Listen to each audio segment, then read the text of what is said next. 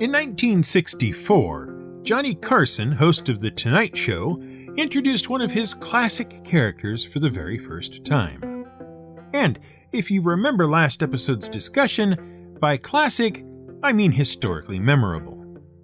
The Tonight Show, starring Johnny Carson as it was officially called, ran from October of 1962, when Carson took over from the previous host, entertainer and comedian Jack Paar, to May 22, 1992, when Carson handed the show off to his replacement, Jay Leno.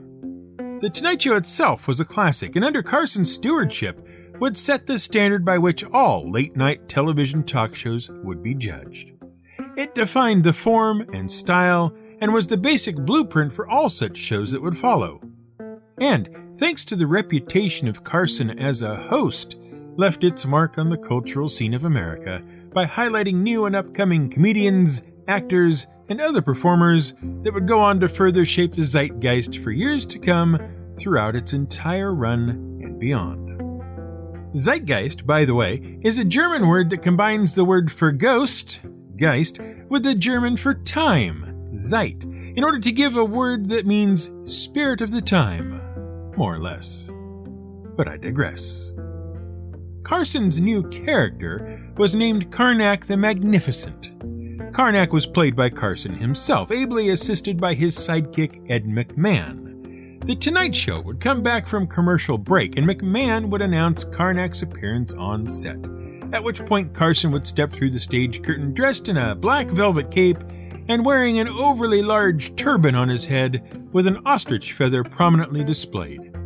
He would begin making his way towards the desk, but stumble on the step up to it before finding his seat and settling in. The bit involved Karnak, a mystical seer, predicting the answers to questions enclosed in envelopes to humorous effect. Often the answers given were puns, which only revealed themselves once the question was known. In one particularly well-known response, Karnak, after receiving the envelope from McMahon, held it to his head and said, "Sis, boom, ba." Then peeling the end of the envelope open and extracting the card inside, Karnak revealed that the question inside was, "Describe the sound a sheep makes when it explodes." For the next several minutes, neither Carson nor McMahon are able to speak, as both they and the studio audience break up with laughter, an effect referred to in the acting community as corpsing, the inability to continue with a performance due to infectious laughter. Karnak would go on to become a regular bit on The Tonight Show, with purported answers covering everything from excuses for vile puns to commentary on current events. Often, if a joke was not particularly well received by the audience, Carson would respond with a comedic curse directed at the audience, along the lines of, "May the fleas of 1,000 camels infest your armpits." And generally speaking, the audience was always enthusiastic when Ed McMahon announced the presentation of the last envelope, signaling the end of the bit. But the reason I've brought this up is not for the bit itself, but for the way Ed McMahon introduced it and something hidden within it that caused no small amount of confusion when I first heard it years ago. See, as Karnak took his seat at the desk, Ed would explain, for the benefit of those who might be seeing it for the first time, what the gag was all about. "I hold in my hand the envelopes. As a child of 4 can plainly see, these envelopes have been hermetically sealed. They've been kept in a mayonnaise jar on Funk and Wagnall's porch since noon today. No one knows the contents of these envelopes, but you, in your mystical and borderline divine way, will ascertain the answers, having never before heard the questions." Now, you might think the confusing bit was the words Funk and Wagnalls, especially at this late date, but that is easily explained. Funk and Wagnall was the publisher of, frankly, not very good dictionaries and encyclopedias. They've been out of business for some time now, but they were definitely the sort of authority who might have sponsored the bit just for some sort of exposure, and who might very well have a porch as if they were run out of someone's house. But that's not the confusing bit. No, the confusing bit was the phrase, hermetically sealed. What on earth did that mean? Well, the concept turns out to be easy enough. It just means an airtight seal on a container which allows no gas to pass through, typically made by melting closed the mouth of a glass container. And the reason it is called a hermetic seal is because our old friend Hermes Trismegistus was said to have invented a magical seal to make things airtight. Easy peasy. There's certainly nothing weird or confusing about that, and no possible way that researching it further could reveal anything about anything even vaguely related to D&D, life in general, or even the way the world works today. Right? Right? Well, my lips are sealed. This is GM Word of the Week, and I'm Fiddleback. If you've been around long enough, you'll know that we've talked about Hermes Trismegistus before. Several times. He's cropped up in episodes about alchemy, glue, and quicksilver, naturally, but also a bit in an episode about trailblazing that involved a brief discussion of rock cairns. Check those episodes out for more. But Hermes is a complicated figure, and his influences have been astonishingly far-reaching even beyond the material we've already covered, given just how long ago he may or may not have existed. In fact, just deciding if he existed or not will help us see the sort of far-reaching changes he is involved with. See, Hermes Trismegistus is what is known as a syncretic combination, and that's a useful phrase to know. Syncretism, and therefore syncretic combination, involves the combination of two different beliefs or schools of thought into one. In Hermes' case, as we've explained elsewhere, it is a combination of the Greek god Hermes and the Egyptian god Thoth, which happened because the two shared the same sort of portfolio of interests and areas of influence. So when the Greeks came along and discovered the Egyptians had a god doing a lot of the same thing as their own god Hermes, they came to the natural and extremely convenient conclusion that they must be one and the same, trading under different names. No, said the Greeks when the Egyptians came around to ask what they meant by claiming all the Greek gods were better than all the Egyptian ones. They aren't better. Not really. In fact, they're the same god. No, really. We just call him Hermes. So you see, it's perfectly okay for you to worship this selection of Greek gods because really, they're just your Egyptian ones in togas. And with human heads, because frankly, that bit of your religion is just weird, and no one really knows what an ibis is anyhow. It's all the same thing, really. Which is a handy thing to be able to say when you're trying to conquer someone else's civilization with as little fuss as possible. Basically, look around and decide who the biggest god in the other guy's pantheon is, and declare that your biggest god is the same as them, just with a different ID card. After that, it's like one of those matching games where deities with similar aspects are paired up just so that everyone can claim that really the other guy's religion is just like yours, and there are no real differences between the two. All you need is a bit of refinement to get things to match up, and pretty soon it's a lot easier to believe that, when it comes to religion at least, the conquerors aren't so different from the conquered. And what were we all fighting about anyway? The Greeks got pretty good at it too, and it wasn't long before a lot of Egyptian gods stopped looking like a teleporter malfunction and began to look like a bunch of frat boys during rush week. Of course, the Greeks turned out not to be so hot at it once the Romans showed up and did the same thing to them as they'd done to the Egyptians. Which is why nowadays you have to have one of those pinned up red string charts to figure out the combined Roman and Greek pantheon. And of course, if you know anything about the celebration of various holidays and religious figures across a variety of cultures, you'll immediately see that it didn't stop with the Romans. Lots of traditions, particularly religious ones, were mushed together in an effort to unify or pacify populations of people who might otherwise have fought over quote-unquote minor differences in belief just by saying different but the same. Syncretic combination at work. Which ties in very neatly with something called Hermeticism, a system of philosophy and religion based on the writings and teachings of Hermes Trismegistus, a key component of which was that there was but one true religion given by God at the beginning of time, and of which all others are a mere unrevealed or misunderstood version. Called the Hermetica, the writings all purport to be from Hermes T, even though many of them come from a period well after he could possibly have been alive, even if he were real, which we've established he is not. The Hermetic texts are divided into two main subcategories. One set, the technical Hermetica, are made up of texts which discuss astrology, medicine, pharmacology, alchemy, and magic, individual examples of which are believed to go back as far as the 2nd or 3rd century BCE. The other set, called the religio-philosophical Hermetica, were written anywhere from the 1st to 3rd century CE, and cover the relationships between man, God, and the cosmos, which you might call anthropology, theology, and cosmology. Mostly what they do is recommend a set of moral observations relating to the way of Hermes that leads the follower to a spiritual rebirth and eventual ascent to heaven by aligning the individual with the true, original religion as given by God. Originally written in Greek, and therefore reflecting strongly Greek philosophical ideas, the Hermetica wasn't particularly well known or appreciated in its own time. Partly this was because the various texts involved came from a number of different sources that were translated into Arabic even as they were added to and expanded. Because of this, Byzantine scholars retained access to the Hermetica even as European cultures forgot about them during the Dark Ages.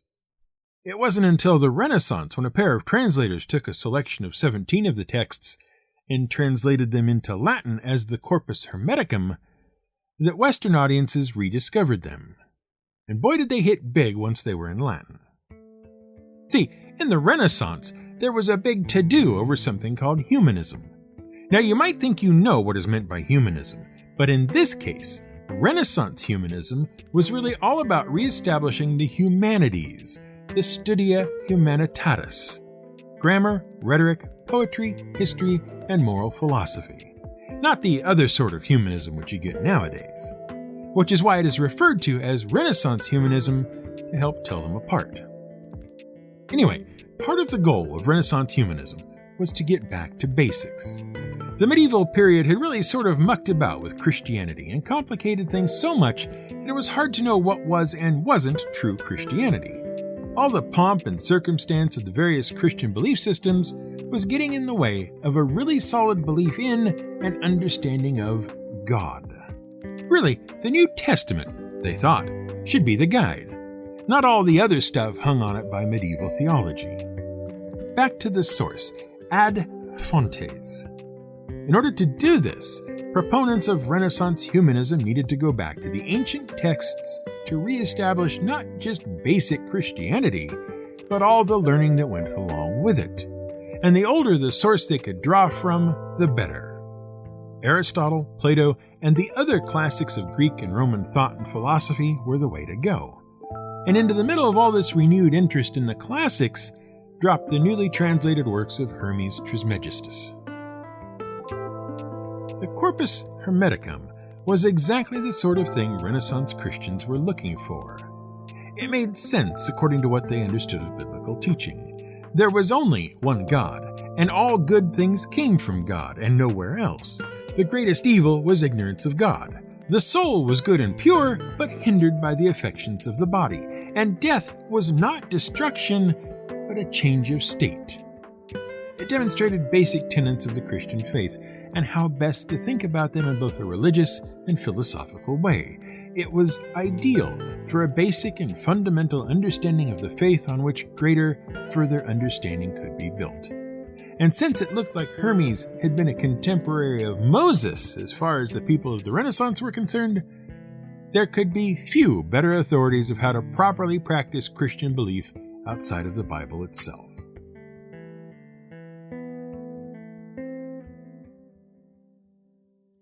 With that, interest in Hermes and his works really took off, and Renaissance scholars began looking for more, because this Hermes guy really seemed to know his stuff. Surely, he must be an expert in many fields. Fortunately, it didn't take long to find more texts, and on a wide variety of subjects, too. In addition to the Corpus Hermeticum, two more works are generally recognized as being products of Hermes Trismegistus: the Emerald Tablet and Asclepius, also known as the Perfect Sermon. Asclepius is essentially a reinforcement of the ideas about God and the cosmos as first presented in the Corpus Hermeticum, but it, of all the Hermetic writings, was the only one to survive through the Middle Ages as a readable, accessible Latin translation, which means it got its foot in the door first and longest and had the most influence of the Hermetic texts. The Emerald Tablet, on the other hand, was, as we have discussed elsewhere, the foundation of the art of alchemy and arrived on the scene much later. It contains within its brief text the phrase, "as above, so below." Though to be accurate and less cherry-picked, it should read more like, "that which is above is from that which is below, and that which is below is from that which is above, working the miracles of one." And there you have it, the key to all of the magical art of alchemy. Easy. Okay, what does that mean? Well, that's an excellent question, and one which I am glad you asked. As discussed in our alchemy episode, the general idea seemed to be that what you did down here on Earth was echoed in the heavens above, and vice versa, but what that actually meant was anyone's guess. Part of the art of alchemy was trying to work out exactly how that was meant to happen, and what it seemed was happening was that Hermes had somehow encoded the secrets of the Philosopher's Stone, as well as a method for turning base metals into gold, two main goals of all alchemy, in the text of the Emerald Tablet. Like, really encoded it. Encoded it so hard that you couldn't work it out without years and years of study in some very difficult subjects. Very encoded indeed. Although, one might also suggest that the reason it was so difficult to decipher was that there was no deeper meaning to find. No secrets hidden within. Which was a rather dim view to take, according to many folks who suddenly became aficionados of Hermes' works now that their true power had been revealed. And it all seemed so clear and obvious, provided you had the wit to understand it all, or at least divine revelation to set you on the path to understanding. Emanuel Swedenborg was born in 1688 in Stockholm, Sweden, to a well-to-do family that made its money in mining. His father, Jesper, was a professor of theology at Uppsala University, though he was somewhat at odds with the Lutheran Church of the day over some of his beliefs, which included the belief that angels and demons were part of everyday life. When Emanuel eventually graduated from Uppsala himself, he went on the grand tour of Europe and decided that his true calling in life was to become a great scientist. Taking up natural science and engineering, he was eventually appointed to the Swedish Board of Mines and began publishing a periodical called The Northern Daedalus, which recorded mechanical and mathematical inventions and discoveries, one of which was his own idea that incredible religious experiences and mental events were due to minute vibrations, tremulations, upon the brain. Now, Swedenborg was a genuine Renaissance man. His knowledge and interests were far-ranging and varied. In the 1730s, he took up anatomy and physiology and developed some of the first ideas about neurons and nerve cells. He correctly described attributes of the cerebral cortex, showed the organization of the nervous system, identified the functions of the pituitary gland, and made several other discoveries which, while newly discovered but unproven at the time, were subsequently proved correct in more modern times. But he also developed an interest in spirituality at the same time. Specifically, Swedenborg wanted to know how matter related to the spirit, something we now call the mind-body problem. The basic idea being, how does the organic matter of the brain, going about its biological processes, come by the ability to generate the thoughts, feelings, and other intangible processes of a conscious mind? And boy, it sure would be neat to launch into an explanation for you just now of how it all works, but better minds than mine have thought about it for centuries, and there still isn't any concrete answer. So we'll just pass by that for right now and return to Swedenborg, who, in trying to work out the processes of creation, happened to come up with a little idea called the nebular hypothesis 20 years before Laplace, which is the currently accepted explanation for how solar systems form. That whole slowly rotating cloud of superhot gases gradually cooling and clumping up until a sun and planets form. So, by no means was Swedenborg an idiot. But he did have some interesting, let's say, ideas for how things worked both above and below. In 1735, in addition to a book on the unusual combination of philosophy and metallurgy, Swedenborg wrote a little manuscript called On the Infinite, which purported to explain how the finite is related to the infinite and how the soul is connected to the body. Because, you see, in Swedenborg's view, the soul was comprised of material substances, things you could actually see and touch. And no, very few people agreed with him, especially not the church in particular. Still, compared to what was coming, this was all still pretty tame. In 1744, Swedenborg began having dreams and visions. Of all sorts, good and bad, for 6 months. Then, as he sat in a private room in a London tavern, the lights seemed to dim, and the figure of a man appeared to him, told Swedenborg not to eat too much, and that sent him scurrying home, afraid of what he had seen. Later that night, as Swedenborg attempted to sleep, the same man appeared to him again in a dream, introduced himself as the Lord, and told Swedenborg that they were going to write a book together that would explain quite clearly the spiritual meaning of the Bible. And then he opened up the spirit world for Swedenborg to observe. The book that came from this collaboration was a meticulous, verse-by-verse, 8-volume, spiritual interpretation of the entire Bible called Heavenly Mysteries, and took Swedenborg and his holy ghostwriter 10 years to complete. It was then followed by another 14 works over the next 25 years. According to Swedenborg, the Last Judgment had already occurred in 1757 and finished by the end of that year. He knew because he witnessed it, but only in the spiritual realm, not in the physical world.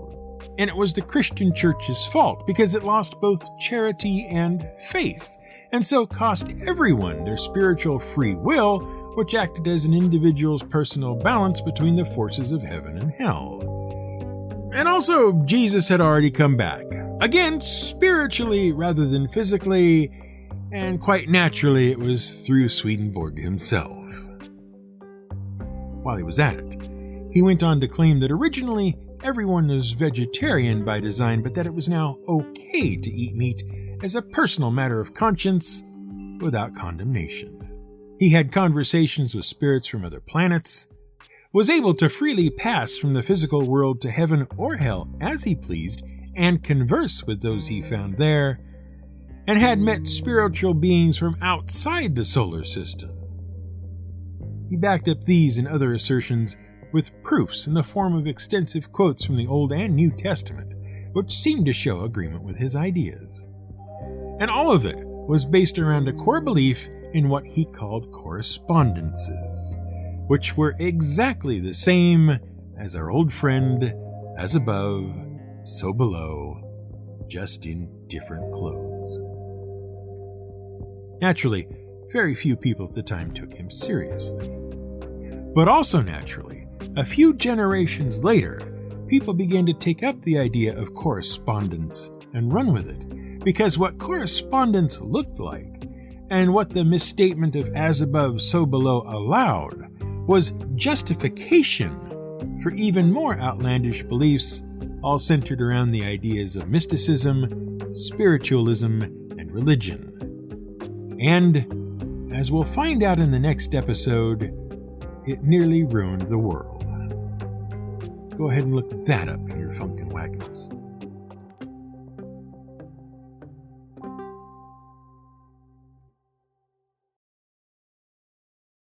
Thank you for listening to this episode of GM Word of the Week. I'm glad you did. If you'd like to help support the show, why not head over to buymeacoffee.com/fiddleback and sign up for a recurring membership. It's very easy to do and gets you access to transcripts, early episode releases, and more. You can even get access to a new member-only blog that will be covering a wide variety of topics, all written by me. GM Word of the Week is a Fiddleback production, researched, written, and produced by Brian Casey. Music is provided by Blue Dot Sessions. I am called Hermes Trismegistus because I hold 3 parts of the wisdom of the whole world.